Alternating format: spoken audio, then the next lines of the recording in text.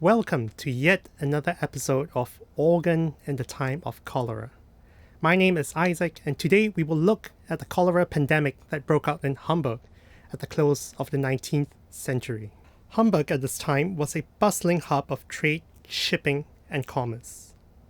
This cosmopolitan city rose to become Europe's third largest port and was the point of departure for immigrants in search of a new lease of life across the Atlantic. Its economic growth precipitated a quadrupling of the population to 800,000.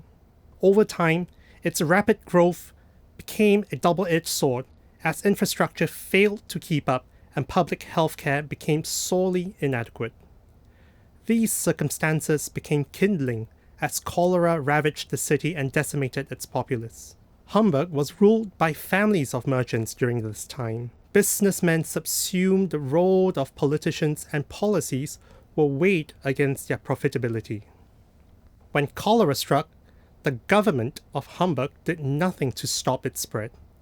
Espousing the miasma theory, a now obsolete belief that held that diseases were transmitted through noxious fumes, they claimed that this was an epidemic that no government could hope to prevent, an invisible calamity that was imminent and unavoidable. However, German microbiologist Robert Koch had a decade earlier identified the cholera bacteria and its method of transmission. Cholera is waterborne and transmits through fecal matter in water.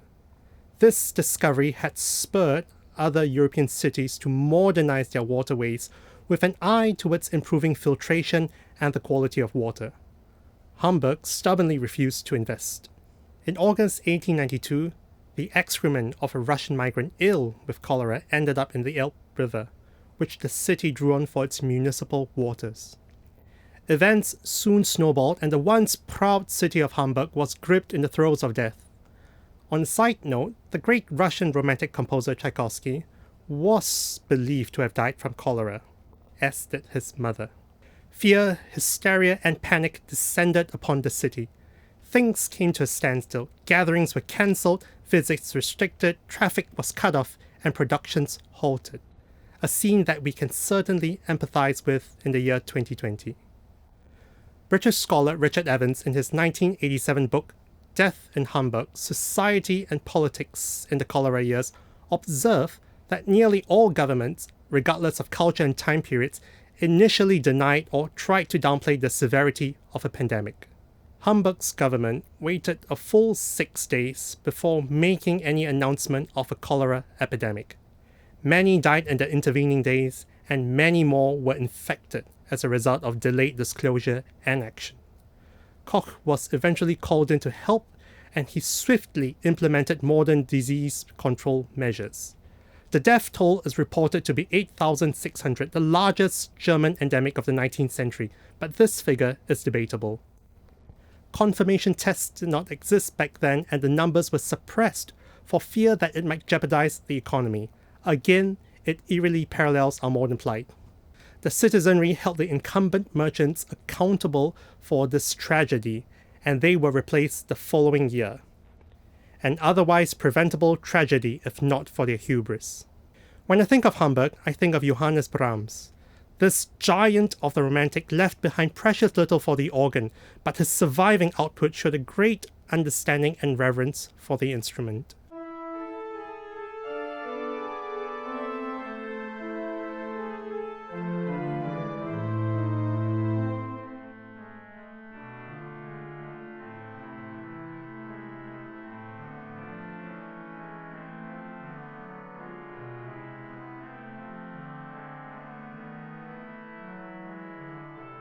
Robert Schumann, Clara Schumann, and Joseph Joachim were all instrumental in inspiring Brahms to write for the organ. Robert suffered a nervous breakdown after a disastrous concert tour of Russia in 1844.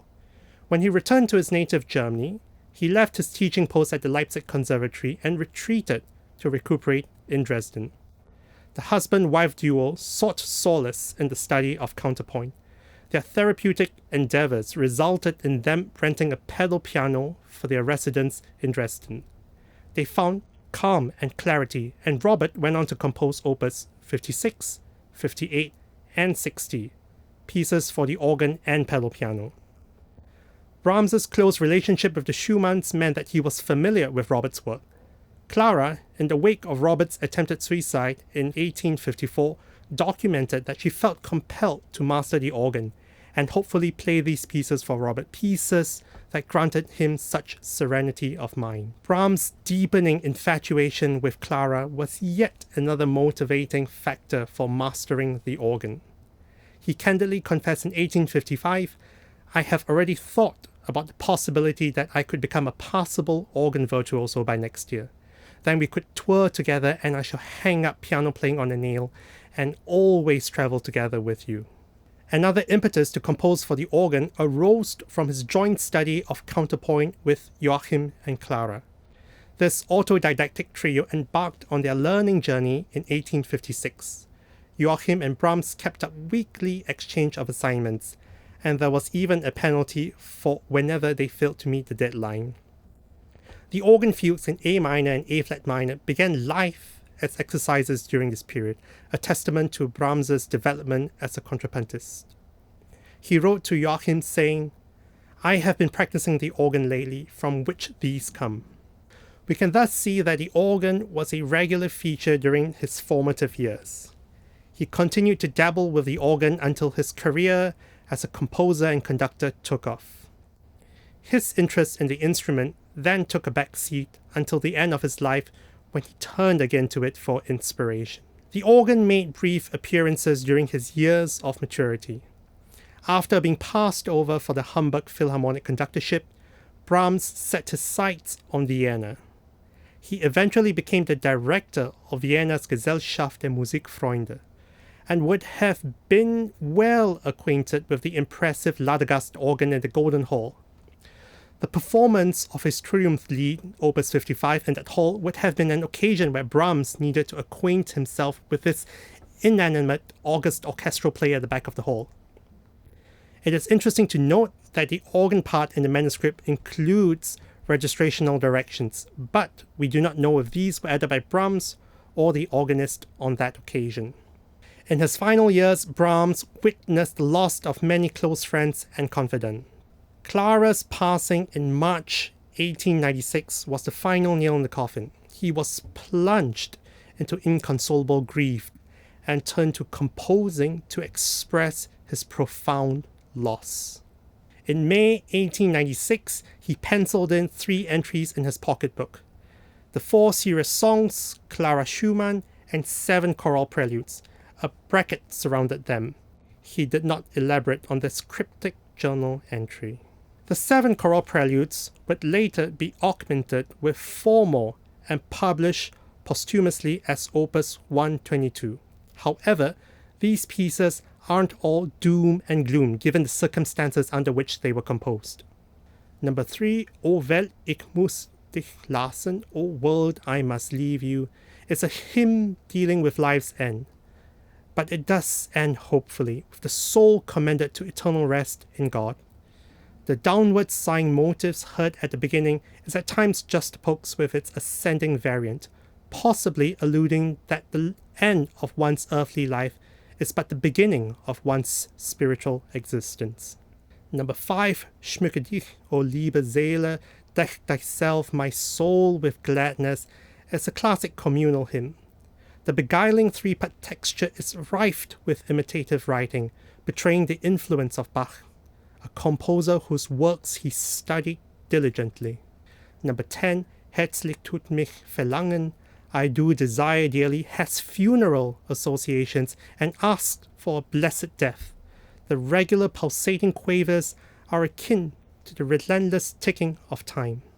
The piece eventually slows down at the end, arriving at the serene adagio. Number 7, O Gott, du fromme Gott, O God, you righteous God, is a prayer for the soul and body, and that God, the source of all goodness, might preserve those who intercede. The phrases alternate between loud and soft, glorification and humble intercession. Number 4, Herzlich, mich, erfreuen, my faithful heart rejoices, is derived from a secular springtime carol and celebrates rebirth and renewal through its allegorical visions of spring and new beginnings. The pianistic figurations brim with exuberance. I hope you enjoy this curated playlist of late Brahms, and that this contemplative music might elevate the trepidation that COVID has brought.